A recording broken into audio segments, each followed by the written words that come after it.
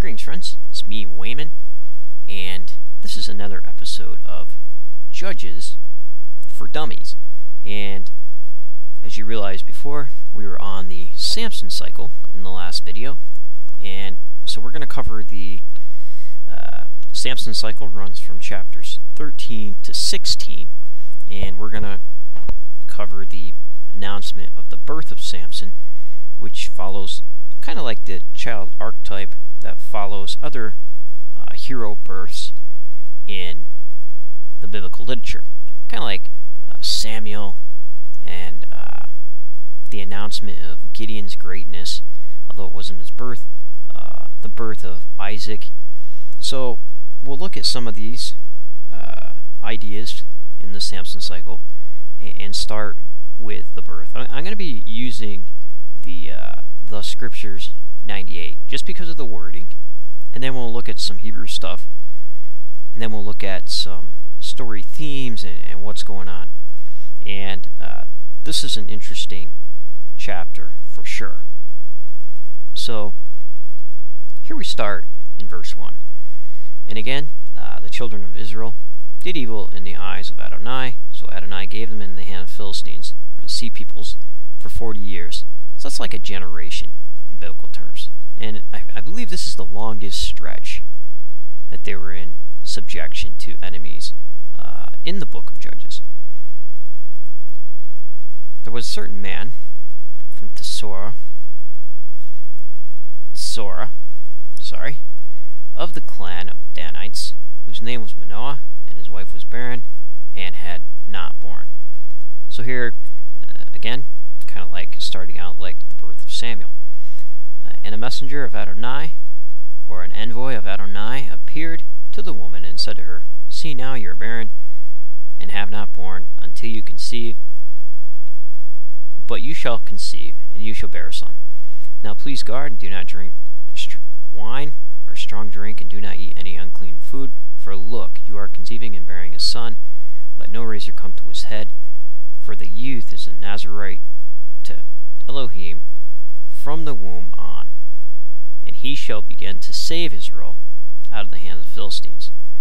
And the woman came to her husband, saying, "A man from Elohim came to me, and his appearance was like the appearance of a messenger or an envoy of Elohim. Very awesome. But I did not ask him where he was from, and he did not declare to me his name." So this is pretty interesting because you'll find later the name is the secret.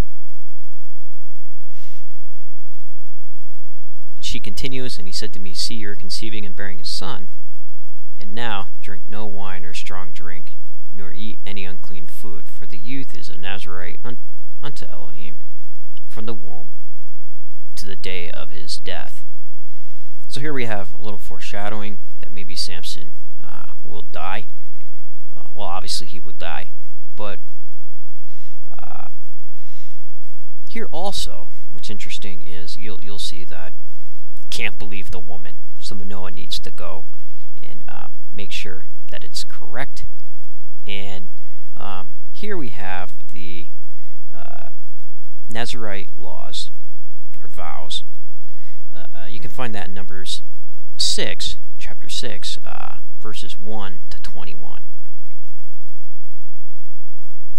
So Manohar prays to Adonai, and Manohar prayed to Adonai. He said, "Adonai, please let the man of Elohim you sent come to us again, and teach us what to do for the youth that is to be born." And Elohim listened to the voice of Manohar, and the messenger of Elohim came to the woman again as she was sitting in the field.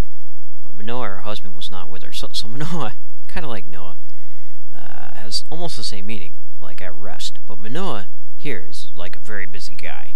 And the woman ran hurriedly and informed her husband and said to him, "See, has appeared to me the man who came to me the other day, the same one." And Manohar rose and went after his wife, and came to the man. And he said to him, "Are you the man who spoke to this woman?" And he said, "I am." So what's interesting here is a lot of evangelical interpretations of this. The interpretations that see Jesus behind every verse, they say, "Oh, here it is. he says, I am. And that means Jesus. But here, it's simply, Vayamar Ani. He said, I am. So unless the deity,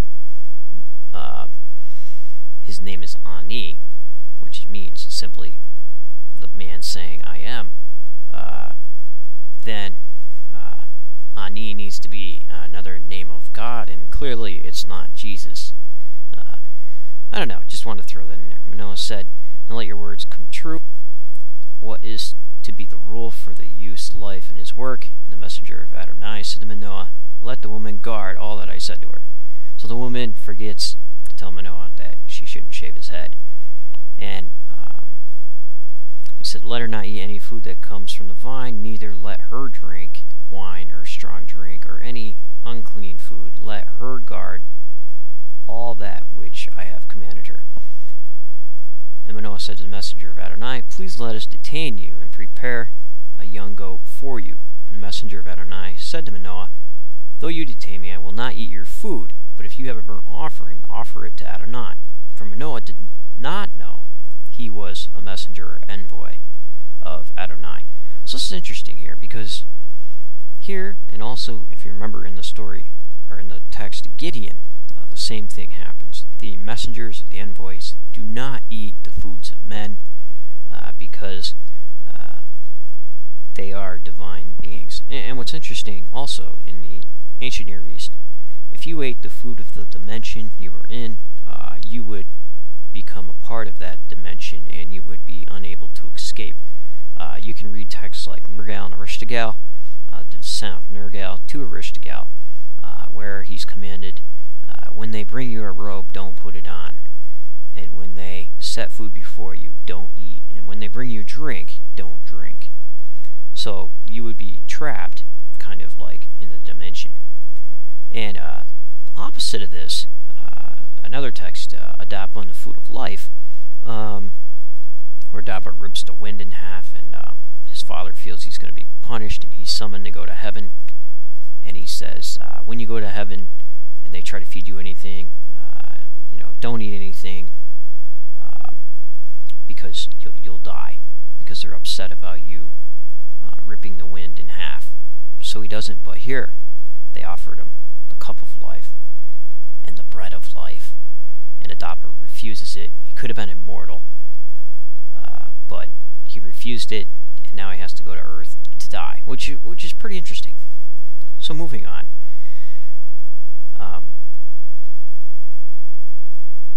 Lost my spot here. Verse 17. The messenger of Adonai. Then Manohar said to the messenger of Adonai, what is your name? For when your words come true, we shall esteem you. And the messenger of Adonai said to him, why do you ask my name, since it is wondrous? And Manohar took the young goat and grain offering offered upon the rock, and he did wondrously while Manohar and his wife looked on. And it came to be, as the flame went up towards heavens from the altar, the messenger of Adonai went up in the flame of the altar, and Manohar and his wife were watching. They fell on their faces to the ground. The messenger or envoy of Adonai did not appear any more to Manohar and his wife, and Manohar knew that he was a messenger of Adonai. And Manohar said to his wife, we shall certainly die, because we have seen Elohim. So you see this kind of statements alluded to and repeated in biblical literature, because they believed if you were to look on, and some writers did, the divine, you would be destroyed. Kind of like Samuel in the Greek culture, looking at Zeus in all of his glory, being human, she was devoured. So that was pretty interesting. Jacob says almost the same thing, and here you see this response also.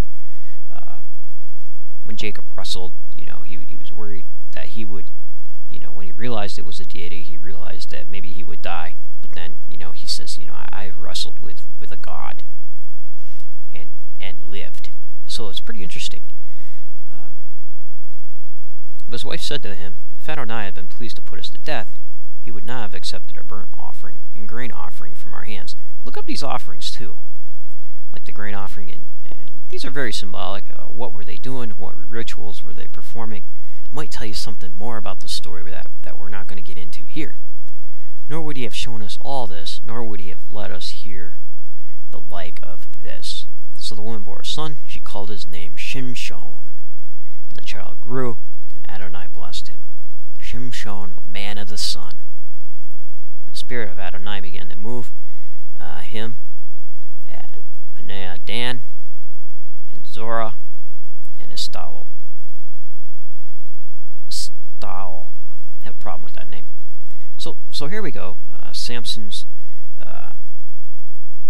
born, and he gets tempted by his first woman. But first, in the next chapter, we'll find because of these women, and Samson's running on pure instinct, like we said before, he ends up having contact with the sea peoples, with the matriarchal. And in a way they try to emasculate him, but he strongly retaliates and ends up causing a huge issue among the sea peoples and the sea peoples' culture. And so also, there's an interesting section in chapter 14, which we'll get to later. A lion comes out after him, roaring after him when he goes to the vineyards, and he rips apart and he finds honey. So we'll get into that. What does that mean? You know, it's kind of like foreshadowing. What's the deal with the lion? So when anything happens in biblical literature, it's put there for a reason, either theological or thematic reason or symbolic reason. It's pretty important. So we'll look into that, and we'll go through that, and we'll check out Samson's first wife, see what kind of trouble he gets into, and the war between conscious decisions and instinctual decisions. And Samson, as we said before, is the divine's ticking time bomb. So take care, friends. Hopefully you enjoyed that. Be well, and remember, if everybody's thinking alike, then somebody isn't thinking.